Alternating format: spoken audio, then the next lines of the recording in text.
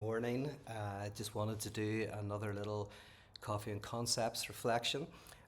This time, I'd like to talk about the difference between will and contemplation.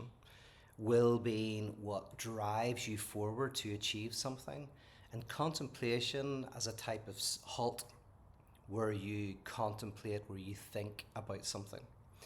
And often, obviously, will is associated with change, and contemplation is associated with staying still. But at a deeper level, we might actually be able to say that, in the words of Zizek, it is the precise opposite. Okay, so I'm just going to chat a little bit informally about that. Also, sorry I haven't done one of these for a while. I was, in LA looking after Elliot's dog for a while, and also doing some events out there. And actually, I spoke about this will and contemplation idea while I was in LA.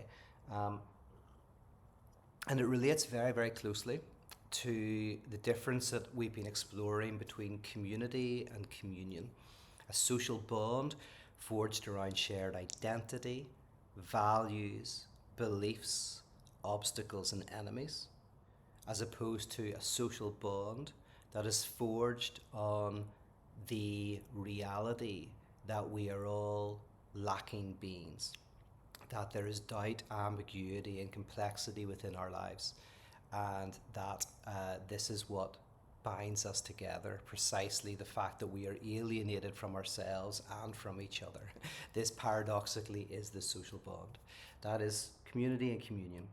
I'm going to be talking a lot more about that in the coming year, because the idea is very important. The outworking of it is relatively easy, and I know that some of you are going to set up these spaces and experiment with this idea of communion. I've talked to some of you directly about that. I'm going to encourage more of you to do it. I'm also going to hopefully provide some training on how to facilitate that type of group, how to prevent a communion from becoming a community. And that's not quite the right way to say it, because for some people in the room it will be a community, and for others it'll be a communion.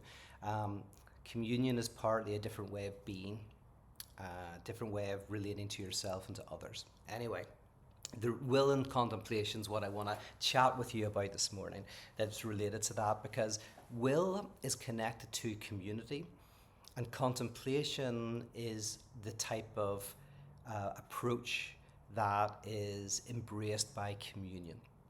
Why is that? Well, communities, they have ideals. Because communities have obstacles and enemies, they have obstacles to overcome, enemies to vanquish. And so there is a sense of where one is and where one ought to be. And will is what you engage in order to get from A to B, in order to overcome the obstacles, in order to vanquish the enemies. So will is about, you know where you ought to go, you know what you ought to do, and by will you push yourself forward. Now, the thing about will is, the way I've described it is, it's really connected with a certain clarity. Clarity in terms of where you are and where you want to be. Maybe you're single and you want to be in a relationship, or you're in a relationship, you want to be single. You might want to accomplish a certain task, get a certain job, whatever it is, but you're clear about what you want, and you want to engage your will with that. The issue is that often what we think we want is not what we want, and that becomes clear sometimes when we get close to getting what we want, when we find we self-sabotage, or we find ourselves entering into a type of melancholy, or anxiety is evoked precisely when we think we're closest to getting what we want. Because to be human is to have ambivalent feelings. You can love someone you hate.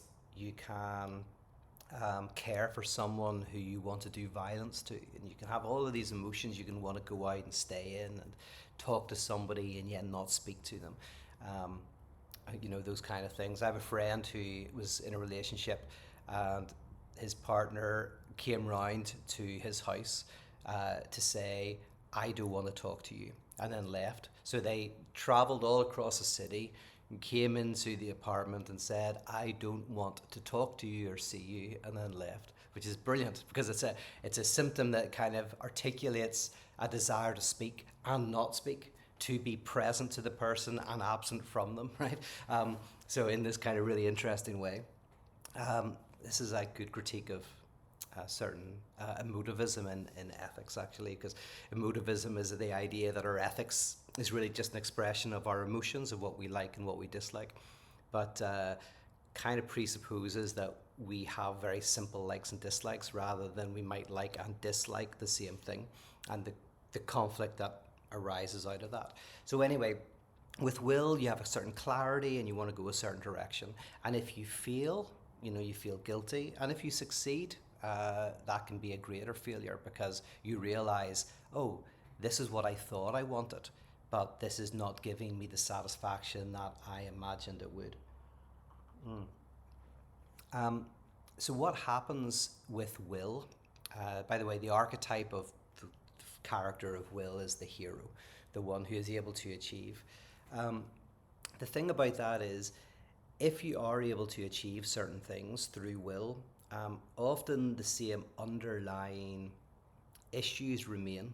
So an example I've often used but is alcoholism. If someone drinks a lot and they have an underlying trauma that the alcohol helps them to deal with, then if they, through sheer will, are able to overcome the alcohol, they can take on new addictions, right? And there's, whether it's fitness or whether it's diet cola or whether it's some other activity, something else kind of almost takes on the same feeling. I have a friend who works on the oil rigs, and he knows a lot of people on the oil rigs who, drink a lot. A lot of the guys who work in Aberdeen on the rigs, they are pretty much alcoholic whenever they're on the land, but then when they go offshore, they can't drink at all, and that's the way that they manage it. But then they get really into just fitness, work. They kind of have a similar kind of like intensity about working out as they do about the alcohol. So will can work, but interestingly, it can be like whack-a-mole. You can overcome one way of dealing with a trauma and then you find another and you haven't really got to the trauma. So in some respects things are changing and not changing at all, right? It's like people swapping religions or going from Christianity to New Atheism to Buddhism or whatever, and although they're changing their worldview, their circle of reality, they engage with it with the same intensity and want the same thing from it and try to demand the same thing from it. People who are addicted to the answer, to the cure.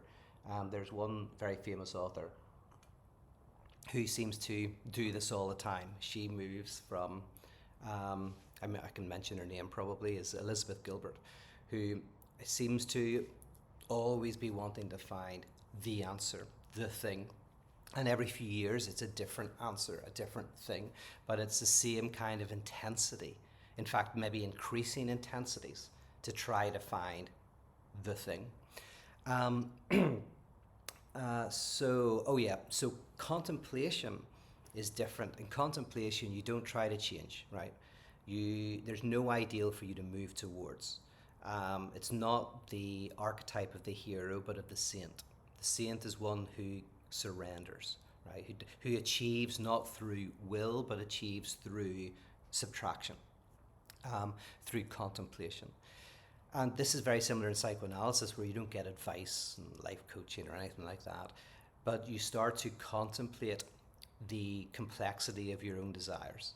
And you start to weave and work through the twisted pathways of those desires and how they connect with the people who are most important to you, both in your infancy, in childhood, and in your adulthood, and how there's patterns in those relationships. And so you might discover, for example, that while you want that new job, there's a part of you that doesn't.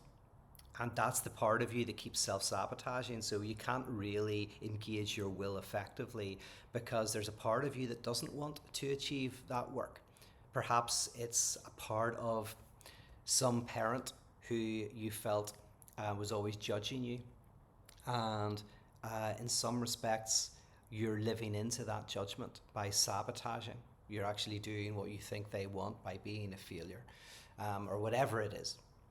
Um, and in contemplation, you say, don't move to try to get the new job. You kind of figure out, is that what you want? And what is that connected to? And why that job? And you start to just reflect, let your mind go and free associate. And you might realize that in contemplation, you, as I say, have these parts of yourself that you're not really that aware of that want to prevent you from moving forward in your life. And the trick with contemplation is, as you work through that stuff, often with another, you find that you're able to overcome pathological symptoms that cause you suffering. Not through will, but through them just dissipating. They just dissipate through contemplation itself, which allows you to move forward. But the moving forward, as I say, the underlying mechanism, the underlying fuel for that movement is not will, but contemplation. Strangely, by staying still, you're able to move forward. And that's why I was saying that, weirdly, will can keep you in the same pattern, although you change the content of things, like you change your religion, you change your alcoholism for something else. But the underlying sense is you haven't shifted at all. You haven't moved in terms of your fundamental way of being in the world. And in communion with attention, the idea is you don't move. It's a space of grace where you sit and you contemplate. But in that contemplation, something fundamentally can shift. You can, through making space for the dissatisfactions and the discontents of being, you can find that frees you up to be able to move around in the world with more affirmation in a wider, more expansive way. Okay, that's all I'll say. I've probably talked too long anyway, but just that's will and contemplation. And, they both have their place, but communion is that space where for a couple of hours, anonymously, secretly, we gather together and we give up the will to move. And we contemplate our own struggles and our own sense of self, and we just be honest. We can be honest about that in a space with others. But there's something that's transformative about that experience.